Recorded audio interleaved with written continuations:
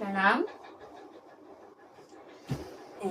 मेरे वतन के लोगों जरा आंखें भर लो पानी, जो शहीद हुए हैं उनकी जरा याद करो कुर्बानी।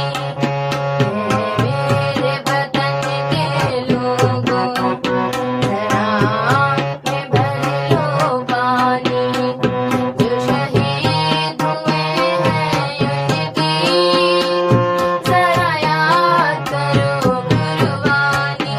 तुम भूल न जाओ उनको, इसलिए सुनो ये कहानी।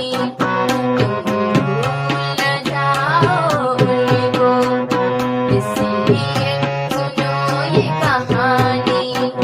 जो शहीद